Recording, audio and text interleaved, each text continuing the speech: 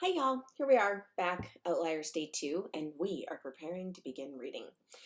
As you could probably tell, I posted a PDF of the book. I had gotten it some years ago, but I think this is personally made for distance learning. Shout out again for the audiobook experience though. Okay, so our essential questions here, right? Just to review from yesterday, this is kind of where we're headed. This is kind of what we're going to talk about when we get to the end of the book.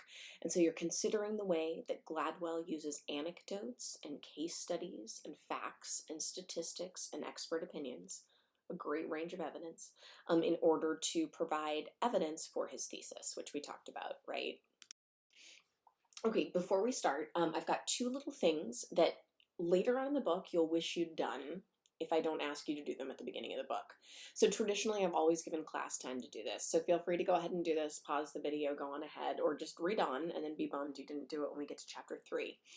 The first thing you're supposed to do is list as many uses for a blanket and a brick as you can think of. Not together, but separately. Like, what are all the things a blanket can be? Well, it could be a parachute. Do you know what I mean? And what could a brick be? Well, certainly we could build a house, but it also could be, you know, the stand upon which your daughter places her Barbies for their rock star concert. You can see where I'm coming from. I've been momming a lot. But it's ultimately something that has to do with creativity and intelligence, and you'll be curious whether or not you would have come up with a prolific list. So take a beat with that if you care. The second optional but interesting Outliers activity that you might want to do in the next couple of days is to go ahead and interview your parents.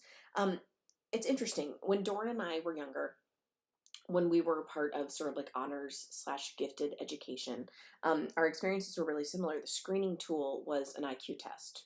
That was it.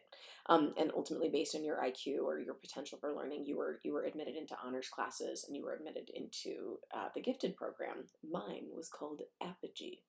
I can't remember what Doran's was called. Point of the story is this: we want to appreciate that. The way that we get people into gifted programs, the way we identify learning potential, fortunately, now is not just one tool, it's multiple methods. It's definitely still an imperfect system, but it is better than what was done in the 80s. Let's be clear. You may wish to know a little bit about your experience with IQ. So here is an optional parent interview about success that might allow you to have some interesting and possibly new conversations with your parents during your long internment with them here. So optional but interesting, just some conversations to discuss. And I want to be clear, like, I am not a huge fan of like using an IQ, but I'll explain what the point of the IQ test was later on. And this is just something like later in the book. You'll be curious if anyone knows what your IQ is. It's one of those numbers. So here's an opportunity to find out in advance.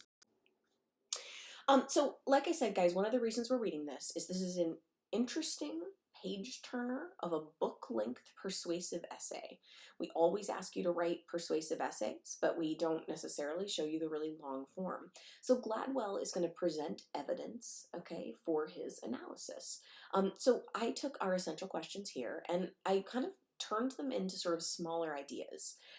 So as you read each chapter or as you read each case study, and starting today with the beginning, the prologue, this part about Roseto, Pennsylvania and Roseto, Italy, I want you guys to consider the purple sub-question kind of beneath each essential question. So like in Roseto, Italy and Roseto, Pennsylvania, does the person or group in this case study reach their potential? Why or why not? In this particular case, we'll see they are. So you'll go ahead and can use these sub-questions as ways to, further think about this. And the purpose of this slide is to help you consider how could I use each individual chapter in, for example, a discussion in a Socratic seminar.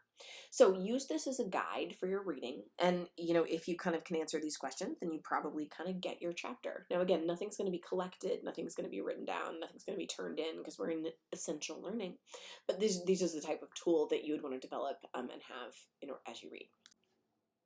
Okay, so the prologue, guys, all we're going to do today is, if we were in class, we would have listened to the audiobook, but it takes about like 11, 12 minutes. But the prologue, or the very beginning, okay, the beginning of Gladwell's Outliers, talks about a group of people that moved from Roseto, Italy, what you can see on the map on the top, to Roseto, Pennsylvania. Obviously, they chose an eponymous name, or something that's named the same thing.